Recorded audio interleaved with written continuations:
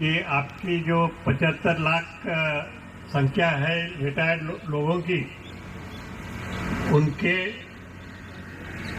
हित के लिए हम जो कुछ आप जो कुछ चाहते हैं वो करने के लिए हम प्रयत्न जरूर करेंगे, लोकसभा में भी करेंगे और इधर मंत्रिमंडल में भी कुछ बताना हो इधर उधर वो भी देखेंगे।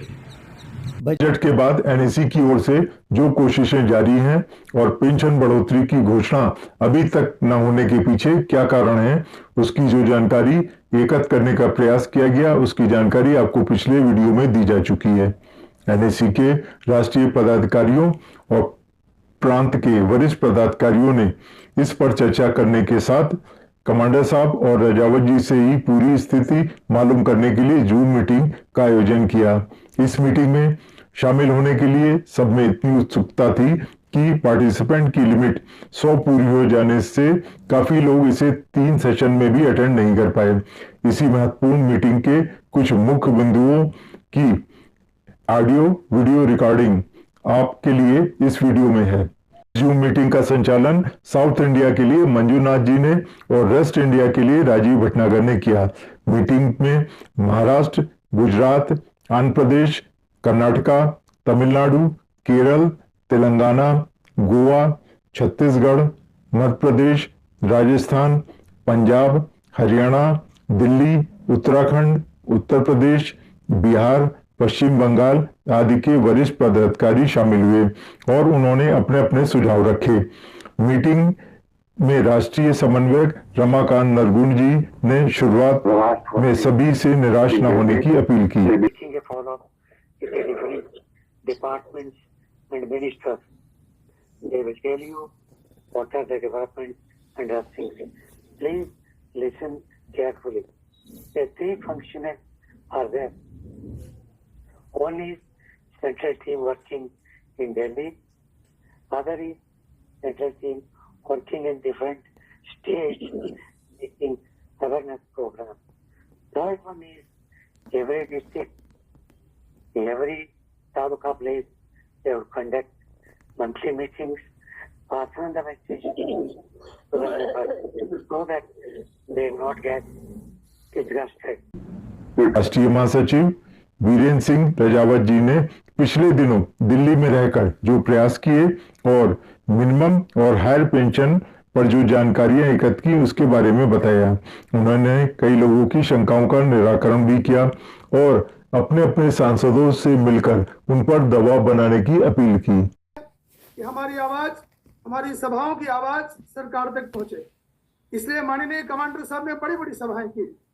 आप सभी ने देखा होगा दक्षिण की सभाएं हो या महाराष्ट्र की सभाएं हो, जहाँ हजारों की संख्या में लोग एकत्रित हुए और ये संदेश निश्चित रूप से सरकार तक गया है कि ये सभी संगठित हो चुके हैं और इनकी ताकत बहुत ज्यादा है। भले एक सूक्ष्म ताकत जो है बहुत जबरदस्त है इनकी। ये बहुत अच्छा संदेश जो है कमांडर के साहब की सभाओं के द्वारा गया है। कमांडर साहब ने एक जवाबदारी हम दूसरे लोगों के ऊपर दी थी। एक केंद्र की टीम उन्होंने बनाई थी जिसमें हमारे अमरावती के लोग थे, हमारे पीएन पाटिल साहब थे, बगुणा साहब थे और बहुत सारे भाई जो है अंदर से प्रयत्न कर रहे थे, चाहे वो हमारे गुजरात की आरसी पटेल साहब हो या गुजरात की टीम हो या हमारे पोखरकर साहब हो, अम्बेडकर साहब हो, पांगरकर साहब हो या हमारे राजीव जी हो या हमारे ओम शंकर तिवारी जी हो और भी बहुत सारे लोग। हम नाम जो है सबके नहीं लेना चाहेंगे, लेकिन आपको बता दें कि सब लोग अपने अपने काम में लगे हुए थे और एक पूरा प्रयास किया जा रहा था कि हमारी आवाज सरकार तक पहुंचे। जो पहले पहुंच चुकी है उसको और ध्यान से सुना जाए, उनके ध्यानाकर्षण के लिए सब कोशिश जारी थी और इसका क्रियान्वयन किया जाए। माननीय श्रम मंत्री जी के साथ में 9 अक्टूबर को हम लोगों की मीटिंग हुई माननीय कमांडर साहब के नेतृत्व मार्गदर्शन में। इसके बाद में 29/11 की एक मीटिंग हुई, 29 नवंबर की मीटिंग हुई। बाद में आपको पता है कि 6 दिसंबर को एक और मीटिंग हुई और 20/12/2024 को पावर पॉइंट प्रेजेंटेशन हुआ। इसमें निश्चित हो गया था, माननीय श्रम मंत्री जी ने सीधा कहा था कि कुछ धनराशि हम अपनी ओर से देंगे और कुछ जो है हम वित्त मंत्रालय की ओर से मांगेंगे और इस प्रकार से बजटरी सपोर्ट लेंगे और आपका काम हो जाएगा। तो हम सब लोग वही संदेश माननीय कमांडर साहब दे रहे थे और श्रम मंत्री जी ने स्पष्ट कहा था कि जब उनसे कहा गया कि बताइए सर हम क्या बताएं, अपने लोगों में जाके क्या कहें, लोगों में बहुत निराशा है, तो माननीय श्रम मंत्री जी ने स्पष्ट कहा था कि आप अपने लोगों से बताइए कि हमारा काम हो रहा है और इस बजट के अंदर बजटरी सपोर्ट मांगा जाएगा और आपका काम निश्चित रूप से होगा। वही बात कमांडर साहब दोहराते रहे। रही सवाल हायर पेंशन की, हम आपको बता दें कि मिनिमम पेंशन और हायर पेंशन ये दोनों ही हमारे केंद्र बिंदु हैं। ये दोनों ही मांगे हमारे, जिसको हम कहते हैं एजेंडा में है, ये हमारा लक्ष्य है। तो एनएसी चाहे मिनिमम पेंशन की मांग हो या हायर पेंशन की मांग हो या मेडिकल की मांग हो, इन सब के प्रति कृत संकल्पित है। ये जो है माननीय कमांडर साहब के नेतृत्व में आप सबके पुण्य और पुरुषार्थ से मिलेगा ही, इसमें बिल्कुल शंका हमें नहीं करनी है। कुछ चीजें ऐसी आई कि बीच में कुछ अड़चने आई। अभी आपने देखा होगा कि मिनिमम पेंशन के बारे में जो हम चाहते थे कि बजटरी सपोर्ट हो और मिनिमम पेंशन डिक्लेयर हो, डिक्लेयर तो जो है बाद में श्रम मंत्री ये करते थे, लेकिन जो है वहां से अगर वित्त मंत्रालय से एक सहायता आती थी तो कितनी पेंशन देंगे, क्या देंगे, इसका सब जो है डिटेल्स बन के तैयार होता था, प्रारूप तैयार होता था और श्रम मंत्री जी के द्वारा, प्रधानमंत्री जी के द्वारा मिनिमम पेंशन की घोषणा की जाती थी। लेकिन ऐसा नहीं हुआ। जैसे ही बजट में प्रोविजन नहीं हुआ तो तुरंत हमारी लीगल टीम ने कमांडर साहब के मार्गदर्शन में तुरंत एक पत्र लिखा और इतना सुंदर पत्र लिखा, कम शब्दों में पत्र है, डांगे साहब ने पत्र बनाया हुआ है, कम शब्दों में पत्र है कि वित्त मंत्रालय ने क्या बजटरी सपोर्ट में क्या क्या दिया है और मिनिमम पेंशन के बारे में कोई बात बजट में नहीं रिफ्लेक्ट हुई है और श्रम मंत्री जी के आश्वासन के अनुसार इसको तुरंत आज ही डिक्लेयर किया जाए। इस प्रकार से पत्र बनाया गया। वो पत्र जहां वहां था योग्य जगह पे पहुंचाया गया और सबको श्रम मंत्री जी का ध्यान जो है उसकी ओर आकर्षित किया गया है। हायर पेंशन के मुद्दे में हम आप स्पष्ट रूप से उन्होंने कहा था, क्योंकि हायर पेंशन के बारे में श्रम मंत्री जी ने 30 दिसंबर की मीटिंग में स्पष्ट आदेश दिए थे कि 31 मार्च तक किसी भी हालत में इस विषय को खत्म किया जाए, इसको निपटाया जाए, कोई केसेस पेंडिंग ना रखे जाए। लेकिन उसका ये हुआ, अर्थ ये हुआ कि लोगों ने सीधा अर्थ निकाला, जो आरपीएफसी वगैरह हैं उन्होंने अर्थ निकाला कि जितने केसेज हैं जल्दी जल्दी रिजेक्ट करके भेजो, जिससे कि हमारी जवाबदारी कम हो जाए। इसके बारे में, हायर पेंशन के बारे में हम 2 शब्द और कहना चाहेंगे कि 17 तारीख को एक सर्कुलर आया, उसके ऊपर तुरंत हमारे डांगे साहब ने, जो हमारी लीगल टीम के इंचार्ज हैं, उन्होंने तुरंत एक पत्र लिखा। वो पत्र 20 जनवरी को लिखा गया। उसमें लिखा गया कि आपने अच्छे कदम उठाए हैं। एक उसमें कहा गया कि 5 नंबर का जो पॉइंट है उसका क्लैरिफिकेशन किया जाए। उसके बाद में 18 तारीख को एक और सर्कुलर आया सीपीएफसी का, वहां गड़बड़ हो गई। उस सीपीएफसी के सर्कुलर में 2 नंबर पॉइंट में कहा गया है कि एग्जम्प्टेड ट्रस्ट के नियमों में संशोधन होना जरूरी है। वास्तविकता ये है कि ईपीएफओ को ये कहने का कोई अधिकार नहीं है कि ट्रस्ट के नियमों में संशोधन किया जाए। वहां जो है जैसे ही हमारे डांगे साहब ने, हमारी टीम ने, माननीय कमांडर साहब ने देखा तो तुरंत जो है डांगे साहब से बात हुई और एक और डिटेल में पत्र जो है लिखा गया। इसके पहले जब हम लोग 23 जनवरी को सीपीएफसी महोदय से मिले थे तो उन्होंने कहा था कि इस बारे में आप जो है एक अलग से पत्र लिखिए। 23 जनवरी का जो पत्र माननीय डांगे साहब ने लिखा था उसके ऊपर उन्होंने कहा कि एक और पत्र आप लिखिए जिसमें डिटेल में क्लैरिफिकेशन हो। वह पत्र जो है 3 फरवरी 2025 को लिखा गया है, 3 फरवरी 2025 को, जिसको हम लोगों ने दे दिया है वहां। और एडिशनल सीपीएफसी महोदय के साथ में उसी मुद्दों के ऊपर 4 तारीख को 4 फरवरी 2025 को डिटेल में चर्चा हुई है। उन्होंने कहा है कि आपका पत्र बहुत अच्छा है, इसके ऊपर हम अध्ययन करेंगे और अध्ययन करके दिशा निर्देश जो है, पॉजिटिव दिशा निर्देश जारी करने की कोशिश करेंगे। रिजेक्ट कर रहे हैं इसको माननीय कमांडर साहब ने, हमारी टीम ने बहुत गंभीरता से लिया है।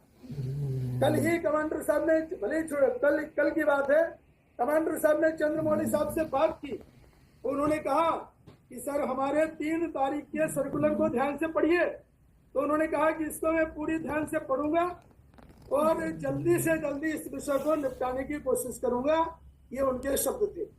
इसलिए हमें बिल्कुल चिंता करने की आवश्यकता नहीं है। लेकिन हमारे डाई साहब का ऐसा कहना है कि जिन जिन लोगों को ऐसे पत्र आए हैं जिनके एप्लीकेशन रिजेक्ट हुए हैं, उन्हें एक छोटा सा पत्र संबंधित आरपीएफसी को लिखना चाहिए, उसकी कॉपी सीपीएफसी को देनी चाहिए और आवश्यकता पड़ी तो उसको कॉपी श्रम मंत्रालय को भी देनी चाहिए। उसका ड्राफ्ट माननीय डांगे साहब बना रहे हैं। आज शाम तक जो है वो आपके जो हमारा व्हाट्सएप है उसके ऊपर डिस्प्ले कर दिया जाएगा।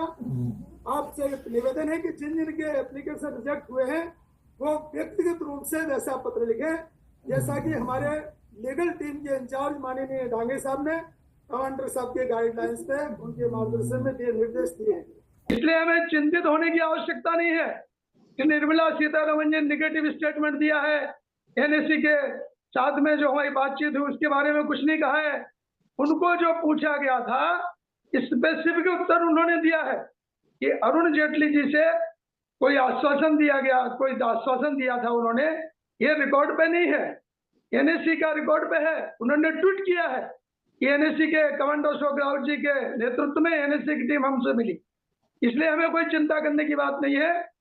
और एक अंतिम बात आपको बताने की जो बार बार लोग पूछते हैं कि भाई हमारे पास में राइटिंग में कुछ नहीं है, आपको हम बताना चाहते हैं कि माननीय कमांडर साहब के नाम से सीपीएफसी का एक पत्र है 8/12/2024 का, जिसमें स्पष्ट कहा गया है कि मिनिमम पेंशन के बारे में सभी स्तर पे कार्यवाही हो रही है, कृपा करके अनशन आपका वापस लिया जाए। और मुझे भी इसकी कॉपी है कि आप भी अपना जो आमरण अनशन है उसको ना करें। ये राइटिंग में है, रिकॉर्ड पे है, हमें बिल्कुल चिंता करने की बात नहीं है। कमांडर साहब के नेतृत्व में हमें जल्दी ही शुभ वार्ता मिलेगी, यही हम कंक्लूड करते हैं। थैंक यू सर, सादर प्रणाम सर को। राष्ट्रीय अध्यक्ष कमांडर अशोक राव जी ने महत्वपूर्ण पहलुओं पर प्रकाश डालते हुए कहा कि प्रयत्न जारी है। हमारे महासचिव जी और बहुगुणा जी वहां पर दिल्ली में बहुत उन्होंने ठोकरें खाई, बहुत लोगों से मिले और उनको छोड़ा नहीं। हर जगह पे जाके उन्होंने अपनी पैरवी की और उससे ये स्पष्ट हुआ है कि हमारे काम के ऊपर या हमारी मांग के ऊपर काम हो रहा है, जोर शोर से हो रहा है। मंत्री जी इतने बिजी है इस काम में और वो कुछ बड़ा करना चाहते हैं, ऐसा कुछ लग रहा है। बड़ा इन द सेंस इनकम्पासिंग, मतलब सबको मिला के कुछ बड़ी योजना तैयार कर रहे हैं और जल्दी ही हमारा काम होने की संभावना है। मैं देखता हूँ यूट्यूबर्स तो हमारे पीछे ऐसे पड़े हैं जैसे कि हम कोई चोर डाकू, लेकिन उस पर भरोसा मत रखना। हम अपना जो मार्ग है उससे विचलित नहीं होंगे। जो हमारा मार्गक्रमण है वो चलता रहेगा और इसी तरीके से चलता रहेगा, इससे ज्यादा चलता रहेगा। अभी कई सांसदों से वीरेंद्र सिंह जी, बहुगुणा जी मिले। उन सांसदों ने जैसे छत्रपति शाहू महाराज है, उसके बाद वाघ चौरे जी है, अभी धैर्यशील माने जिससे मैं बात करूंगा आज, ये सभी सांसद मिलके संसद में अपना प्रश्न कुछ अलग तरीके से रखने की कोशिश करेंगे। उसी प्रकार मंत्री जी के जो बड़े अधिकारी है उनके भी संपर्क में हम लोग हैं और वहां से यही हो रहा है कि शायद अभी हम दिल्ली जाए, मंत्री जी से मिले। हेमा मालिनी जी से मैंने बात की थी 3 दिन पहले, वो बड़ी उत्साहित थी और बहुगुणा जी और सिंह सर शायद हेमा मालिनी से मिले भी है और वो भी अपने प्रयत्न में है। सभी लोग आपके लिए प्रयत्नशील है, आप चिंता मत करिए। ये बजट के विषय का बाहर का विषय है, ऐसे कुछ जानकार बड़े लोग बताते हैं, तो इसलिए हमें ज्यादा चिंता करने की जरूरत नहीं है और जल्दी से जल्दी हमारा काम होगा। इसी अपेक्षा के साथ आप सब धैर्य और विश्वास बना के रखिए, सबूरी रखिए, काम होने वाला है। धन्यवाद। विभिन्न सूत्रों से जो आश्वासन दिए जा रहे हैं या जो आशाएं बन रही हैं, उससे अलग एनएससी का तत्काल एक प्रोग्राम बना है।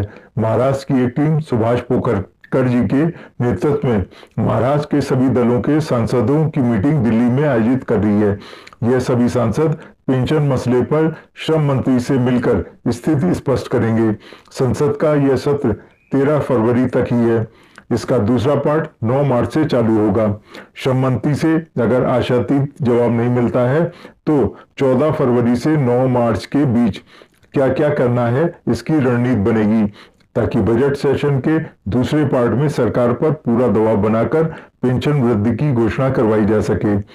कन्याकुमारी से कांग्रेस के सांसद विजय वसंत ने लोकसभा में पेंशन मुद्दे पर जो स्थगन प्रस्ताव का नोटिस दिया है उसके लिए 50 सांसदों को तैयार कर संसद में बहस के लिए स्वीकार कराने का भी पूरा प्रयास होगा, ताकि पेंशन मुद्दा संसद में जोरदार ढंग से गूंजे। सभी को मालूम है कि पेंशन मुद्दे पर एनएसी के अलावा कोई भी बोलने वाला नहीं है, इसलिए कमांडर साहब के नेतृत्व में हर संभव प्रयास जारी रहेगा। यही वचन जूम मीटिंग में भी दोहराया गया।